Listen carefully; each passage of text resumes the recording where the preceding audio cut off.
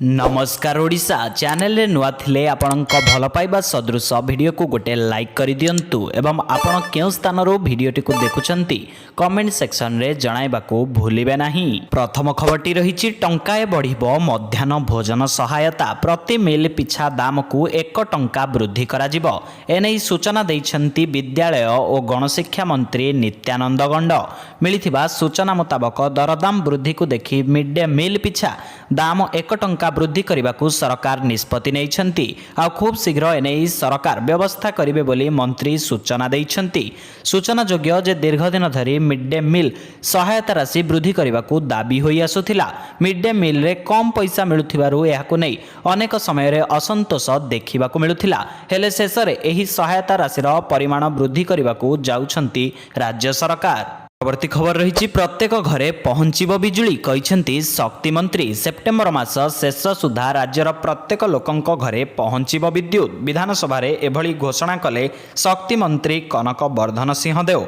राज्य सरकार विद्युत गरण होई नथिबा घरगुडी को सेप्टेम्बर मास शेष सुधा बिजुली जोगाई देबाकू लक्ष्य धार्य करिसेंती। सबु घर को बिजुली जोगाइबा पई राज्य सरकार 415 कोटी टंका समस्त डिस्कम माननकू जोगाई दैछंती। विधानसभा रे कांग्रेस विधायक पवित्र साउंटांक प्रश्न रे लिखित उत्तर रखिछंती शक्ति मंत्री कनक वर्धन सिंह देव। परवर्ती खबर रही विषाक्त मद नेला जीवन। गंजाम जिला चिकिटी रे विषाक्त मद पी 16 जन असुस्थ होइथिबा बेले सेमानंक मध्यरु जनक मृत्यु होइछि। मृतक जेनापुर अंचलर जूर बेहरा बोली जना जाइछि। एही घटना प्रचारित हेबा परे जेनापुर अंचल रे प्रबल उत्तेजना प्रकाश पाइछि। मृतकंक परिवार को 20 लाख क्षतिपूरण दाबी रे उत्त्यक्त लोके चिकिटी जेनापुर रास्ता अवरोध करिसेंती। खबर पाई वरिष्ठ प्रशासनिक अधिकारी पहुंची उत्त्यक्त लोकंकु बुझासुझा करुथिले भी स्थिति शांत होई नथिबा जना जाइछि। परवर्ती खबर रही +2 रे 80 रु 24 रखिले पास। 2025 रे युक्त 2 परीक्षा देबाकु थिबा छात्र छात्री प्रश्नपत्र ढांचा बदली। एणिकी वार्षिक परीक्षा रे आउ 100 नुहे बरम परीक्षार्थी को 80 मार्कर थियोरी परीक्षा देबाकू पड़िबो। सेथिरु 24 मार्क रखिले जने परीक्षार्थी पास करिवे नहले फेल बोली विवेचना कराजिबो। बाकी 20 मार्क इंटरनल परीक्षा हेबो। सेथिरे परीक्षार्थी जेतिके मार्क रखिवे ताहाको मोट मार्क सह संजोग कराजिबो। हेले थियोरी मार्क सह मिश्रण करा जाय पास बोली गणा जिबो नाही। उदाहरण स्वरूप इंग्रजी इतिहास राजनीति विज्ञान विषय रे मोट 80 मार्कर परीक्षा हेबो। परवर्ती खबर रही निजकू जालिथिबा महिला आखि बुझिले। सालेपुर महांगा थाना आगरे आत्माहुति उद्यम करिथिबा महिला चिकित्साधीन अवस्था रे आखि बुझिछंती। आत्माहुति उद्यम परे गुरुतर होइथिबा महिला कटक एसबी मेडिकल रे चिकित्साधीन थिले किंतु डाक्तरी टीमर सबु प्रकार उद्यम सत्वे आज से प्राण हराइछंती। मृत महिला जनक हेउछंती रश्मिता दास। राति रे खरतांगा गाँर रश्मितांक स्वामी शंकर दासंकु चोरी अभियोग रे महंगा थाना पुलिस गिरफ करिथिला। सकाळे रश्मिता थाना रे पहुंचीथिले। स्वामी शंकर निर्दोष तांकु छाड़ंतु बोली पुलिस बाबूंकु काकुति मिनती होइथिले हेले से पुलिस किछि भी सुनि नथिला। परवर्ती खबर रही मोदी को धमक देले राकेश टिकायत। भारत किसान यूनियन रो जातीय मुखपात्र राकेश टिकायतंक एक विवादीय मंतव्य एबे सामना को आसीछि जहा देशर राजनीति रे आलोड़न सृष्टि करिछि। से सीधा सड़क प्रधानमंत्री नरेंद्र मोदी को धमक भरा चेतावनी दैछंती। टिकायत कहिछंती जे जदि मोदी सरकार उपयुक्त पदक्षेप न नियंती तेबे बांग्लादेश भली परिस्थितिर सम्मुखीन होई पारंती। एक टीवी चैनल रे देइथिबा एक साक्षात्कार रे टिकायत कहिथिले आमे बांग्लादेश भली खूब शीघ्र मोदी सरकारंकु शेष करिबु। खबर रही दरमा बढ़ाइबेनी सरकार। देश में नुआ सरकार आसिबा परे संसद रे आगत होई सारिछि प्रथम बजेट उपस्थापन करथिले अर्थमंत्री निर्मला सीतारमण। मोदी सरकारंक तृतीय पाळीर प्रथम बजेट रे अनेक गुरुत्वपूर्ण विषय प्रति ध्यान दिया जाइथिला। तेबे बजेट रे अष्टम वेतन कमिशन लागू करबा को नै केंद्र सरकार बड़ घोषणा करि पारंती बोली आशा करा जाउथिला। मोदी सरकारंक तृतीय पाळीर प्रथम बजेट रे अष्टम वेतन कमिशन लागू हेबा नै बड़ अपडेट आसीबो बोली आशा करा जाउथिला किंतु से भली किछि होई नथिला।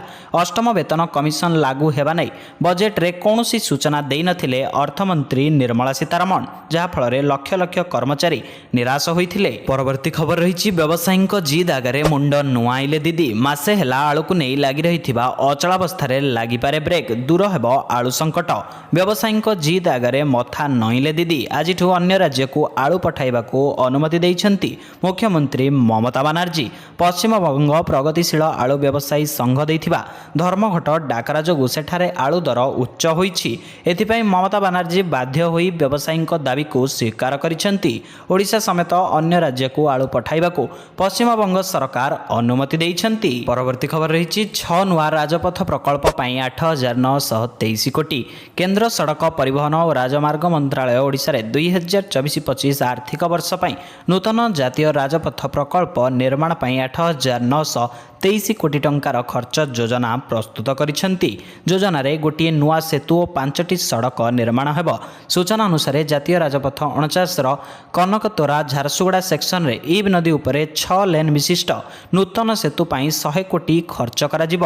ବଅଁରପାଳ ଠାରୁ ବଲ୍ଲର ଛକ ଏବଂ ବଲ୍ଲର ଛକ ଠାରୁ ଗୋଡ଼ିବନ୍ଧ ପର୍ଯ୍ୟନ୍ତ 17 କିଲୋମିଟର ରାସ୍ତାକୁ 977 କୋଟି ଟଙ୍କା ଖର୍ଚ୍ଚ କରାଯାଇ 4 ଥାକିଆ କରାଯିବ। ପରବର୍ତ୍ତୀ ଖବର ରହିଛି ଚିକିଟି ମଦ ମୃତ୍ୟୁ। ନୂଆଗାଁ ଥାନା ମାଉନ୍ଦପୁର ଗ୍ରାମରେ ଦେଶୀ ମଦ ପିଇ 23 ଜଣ ଗୁରୁତର ହୋଇଥିଲେ। ମଙ୍ଗଳବାର ବିଳମ୍ବିତ ରାତିରେ ଜଣେ ଗୁରୁତରଙ୍କ ମୃତ୍ୟୁ ଘଟିଛି।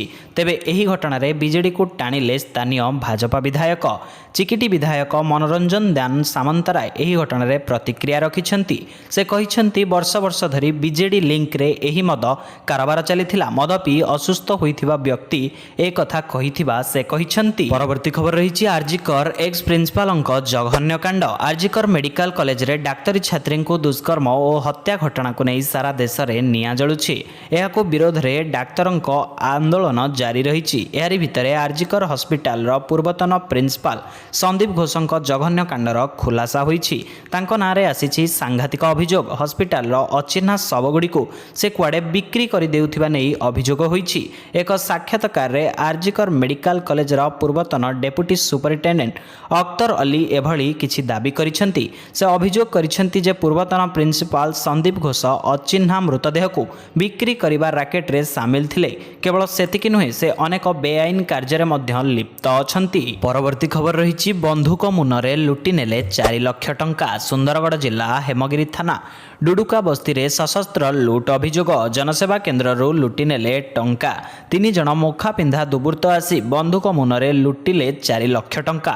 ମିଳିଥିବା ସୂଚନା ମୁତାବକ ସୁନ୍ଦରଗଡ଼ ହେମଗିରି ଥାନା ଡୁଡୁକା ବସ୍ତିରେ ଥିବା ଜନସେବା କେନ୍ଦ୍ରରୁ ସଶସ୍ତ୍ର ଲୁଟ୍ ହୋଇଛି। କେନ୍ଦ୍ରରେ ପରିଚାଳକ ଆଜିର ନଗଦ କାରବାରକୁ ନେଇ ବସି ଗ୍ରାହକଙ୍କ ନାମ କରୁଥିବା ବେଳେ ହଠାତ୍ ଗୋଟିଏ ବାଇକରେ 3 ଜଣ ଯୁବକ ଆସି ବନ୍ଧୁକ ମୁନରେ ଟଙ୍କା ସବୁ ଛଡ଼ାଇ ନେଇ ଫେରାର ହୋଇଯାଇଛନ୍ତି। ଖବର ପାଇ ହେମଗିରି ପୁଲିସ ପହଞ୍ଚି ତନାଘନା ଆରମ୍ଭ କରିଛି। ପରବର୍ତ୍ତୀ ଖବର ରହିଛି ପ୍ରତ୍ୟେକ ଚାଷୀଙ୍କୁ ମିଳିବ 2,000 ଟଙ୍କା। ଦେଶରେ ପ୍ରାୟ 12 କୋଟି ଚାଷୀ ପିଏମ୍ କିଷାନ ଯୋଜନାରେ ଆର୍ଥିକ ସହାୟତା ପାଉଛନ୍ତି। ପ୍ରତି 4 ମାସରେ ଥରେ ଲେଖାଏଁ ସିଧାସଳଖ ଚାଷୀଙ୍କ ଆକାଉଣ୍ଟକୁ ଆସୁଛି ଟଙ୍କା। ତେବେ ପ୍ରଧାନମନ୍ତ୍ରୀ କିଷାନ ନିଧି ଯୋଜନାର 18ତମ କିସ୍ତିକୁ ଦେଶର କୋଟି କୋଟି ଚାଷୀ ଅପେକ୍ଷା କରି ରହିଛନ୍ତି। ତେବେ ଏହାକୁ ନେଇ ଏକ ବଡ଼ ଅପଡେଟ୍ ସାମ୍ନାକୁ ଆସିଛି। ଚାଷୀଙ୍କୁ ପରବର୍ତ୍ତୀ କିସ୍ତି କେବେ ମିଳିବ ସେ ନେଇ ବଡ଼ ଖବର ସାମ୍ନାକୁ ଆସିଛି। ଜାତୀୟ ଗଣମାଧ୍ୟମର ରିପୋର୍ଟ ଅନୁଯାୟୀ ସେପ୍ଟେମ୍ବର କିମ୍ବା ଅକ୍ଟୋବର ମାସରେ ଚାଷୀଙ୍କ ଆକାଉଣ୍ଟକୁ ଟଙ୍କା ଆସିପାରେ। ପରବର୍ତ୍ତୀ ଖବର ରହିଛି ପାକିସ୍ତାନ ସଂସଦରେ ମୂଷାଙ୍କ ଆତଙ୍କ। ଗତ କିଛି ମାସ ହେଲା ମୂଷାଙ୍କ ସଂଖ୍ୟା ବଢ଼ିବାରେ ଲାଗିଛି। ଫଳସ୍ୱରୂପ ସିନେଟ୍ ଓ ନ୍ୟାସନାଲ ଆସେମ୍ବଲିର ବିଭିନ୍ନ ବିଭାଗରେ ଅନେକ ଜରୁରୀ ଓ ଗୋପନୀୟ ଫାଇଲକୁ ମୂଷା କାଟି ନଷ୍ଟ କରିଦେଇଛନ୍ତି। ଏପରିକି କମ୍ପ୍ୟୁଟର ତାରକୁ କାଟି ନଷ୍ଟ କରୁଛନ୍ତି। ଏପରି ସ୍ଥଳେ ଏହି ସମସ୍ୟାରୁ ରକ୍ଷା ପାଇବା ଲାଗି ସରକାରୀ ଶିକାରୀ ବିଲେଇ ମୁତୟନ କରିବାକୁ ନିଷ୍ପତ୍ତି ନେଇଛନ୍ତି। ଦେଶର କ୍ୟାପିଟାଲ ଡେଭଲପମେଣ୍ଟ ଅଥରିଟି ଏଥିଲାଗି 12 ଲକ୍ଷ ପାକିସ୍ତାନୀ ଟଙ୍କାର ବଜେଟ୍ ଆବଣ୍ଟିତ କରିଛି। ଜିଓ ଟିଭି ପକ୍ଷରୁ ଦିଆଯାଇଥିବା ସୂଚନା ଅନୁସାରେ ସିଡିଏ ଏହି ମୂଷାଙ୍କୁ ନିପାତ କରିବା ଲାଗି ଘରୋଇ ବିଶେଷଜ୍ଞଙ୍କ ସହାୟତା ନେବାକୁ ବି ଯୋଜନା କରୁଛି। ସେଥିଲାଗି ଖୁବ୍ ଶୀଘ୍ର ଟେଣ୍ଡର ଆହ୍ୱାନ କରାଯିବ। ପରବର୍ତ୍ତୀ ଖବର ରହିଛି ସେପ୍ଟେମ୍ବରରେ ଦେଶରେ ଆରମ୍ଭ ହେବ ଜନଗଣନା। ଦୀର୍ଘ ବର୍ଷର ସମାଲୋଚନା ପରେ ପ୍ରଧାନମନ୍ତ୍ରୀ ନରେନ୍ଦ୍ର ମୋଦି ତାଙ୍କ ତୃତୀୟ ପାଳିରେ ଗୁରୁତ୍ୱପୂର୍ଣ୍ଣ ତଥ୍ୟ ଅଭାବକୁ ଦୂର କରିବାକୁ ଚାହୁଁଥିବା ବେଳେ ସେପ୍ଟେମ୍ବରରେ ଭାରତରେ ବହୁ ବିଳମ୍ବିତ ଜନସଂଖ୍ୟା ଜନଗଣନା ଆରମ୍ଭ ହେବାର ସମ୍ଭାବନା ରହିଛି ବୋଲି 2ଟି ସରକାରୀ ସୂତ୍ରରୁ ଜଣାପଡ଼ିଛି। ଭାରତର ଦଶନ୍ଧିରେ ଥରେ ଜନଗଣନା 2021 2021 ଶେଷ ହେବାର ଥିଲା, କିନ୍ତୁ କୋଭିଡ୍-19 ମହାମାରୀ କାରଣରୁ ଏହା ବିଳମ୍ବିତ ହୋଇଥିଲା। ଆସନ୍ତା ମାସରୁ ନୂଆ ସର୍ଭେ ଆରମ୍ଭ ହେବା ପରେ ଏହାକୁ ଶେଷ କରିବା ପାଇଁ ପ୍ରାୟ 18 ମାସ ସମୟ ଲାଗିବ ବୋଲି ଏହି ମାମଲାରେ ସିଧାସଳଖ ଜଡ଼ିତ ଥିବା ଦୁଇଟି ସରକାରୀ ସୂତ୍ରରୁ ଜଣାପଡ଼ିଛି। ପରବର୍ତ୍ତୀ ଖବର ରହିଛି, ପୁଅର ଇଚ୍ଛା ମୃତ୍ୟୁ ପାଇଁ ଅନୁମତି ଲୋଡ଼ିଲେ ମା ବାପା। 30 ବର୍ଷର ପୁଅ ହେଲେ 11 ବର୍ଷ ଧରି ରୋଗଶଯ୍ୟାରେ ପଡ଼ିଛି, ଶରୀର ସମ୍ପୂର୍ଣ୍ଣ ଅକ୍ଷମ। ପୁଅର ମେଡିକାଲ ଖର୍ଚ୍ଚ ପାଇଁ ଘରଦ୍ୱାର ବିକ୍ରି ସରିଲାଣି, ହେଲେ ଆଗକୁ ଖର୍ଚ୍ଚ ଭାର ସମ୍ଭାଳି ପୁଅର ଯତ୍ନ ନେବାକୁ ଅସମର୍ଥ ମା ବାପା। ପୁଅ ସୁସ୍ଥ ହେବା ଆଶା ବି ବହୁତ କମ୍, ତେଣୁ ପୁଅର ଇଚ୍ଛା ମୃତ୍ୟୁ ପାଇଁ ଅନୁମତି ଲୋଡ଼ିଛନ୍ତି ମା ବାପା, କିନ୍ତୁ ସୁପ୍ରିମକୋର୍ଟ ଏହାକୁ ଖାରଜ କରିଦେଇଛନ୍ତି।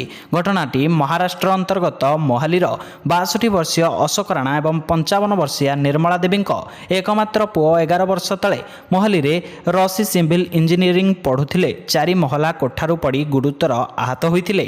ମସ୍ତିଷ୍କରେ ଆଘାତ ଯୋଗୁଁ ସେବେଠାରୁ ସେ ରୋଗ ଶଯ୍ୟାରେ ପଡ଼ିଛନ୍ତି। ପରବର୍ତ୍ତୀ ଖବର ରହିଛି, ବଡ଼ ଧରଣର ସାଇବର ଠକେଇ। ରାଜଧାନୀରେ ପୁଣି ବଡ଼ ଧରଣର ସାଇବର ଠକେଇ ହୋଇଛି। ଡିଜିଟାଲ ଆରେଷ୍ଟ ନାଁରେ ଦିନକରେ 2 ଜଣଙ୍କ ଠାରୁ 40 ଲକ୍ଷ ଚଳୁ କରିଦେଇଛନ୍ତି ସାଇବର ଠକ।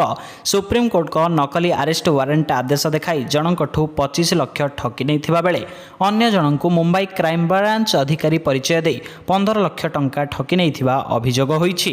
ଠକାମିର ଶିକାର ଚନ୍ଦ୍ରଶେଖରପୁର ଅଞ୍ଚଳର ଉଭୟ ଯୁବକ ସାଇବର ଥାନାରେ ଅଭିଯୋଗ କରିଛନ୍ତି।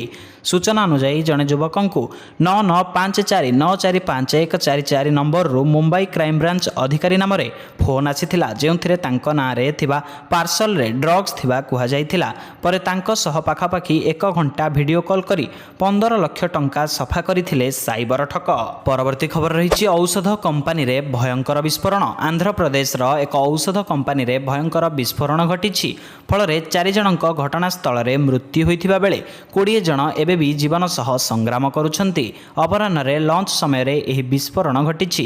ଏହି ଘଟଣା ପରେ ଜୀବନ ବିକଳରେ କମ୍ପାନୀ କର୍ମଚାରୀ ଦୌଡ଼ିବା ଆରମ୍ଭ କରିଥିଲେ। କେଉଁ କାରଣରୁ ଏହି ବିସ୍ଫୋରଣ ଘଟିଛି ତାହାକୁ ନେଇ କୌଣସି ସୂଚନା ମିଳିପାରିନାହିଁ। ତେବେ ଏହି ଘଟଣା ପରେ ଏକ ଧୂସର ରଙ୍ଗର ଧୂଆଁ ନିର୍ଗତ ହେଉଥିବା ଦେଖାଦେଇଥିଲା।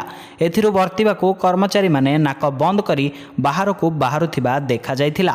ଆନ୍ଧ୍ରପ୍ରଦେଶର ଅନାକାପାଲି ଥାନା ଅଞ୍ଚଳରେ ଏହି ବିସ୍ଫୋରଣ ଘଟିଛି। ଏଥିସହ ପ୍ରତ୍ୟେକ ଦିନର ମୁଖ୍ୟ ଖବରଗୁଡ଼ିକୁ 10 ଧାଡ଼ିରେ ଜାଣିବା ପାଇଁ ଚ୍ୟାନେଲକୁ ସବସ୍କ୍ରାଇବ୍ କରିବାକୁ ଭୁଲିବେ ନାହିଁ। ଜୟ ଜଗନ୍ନାଥ।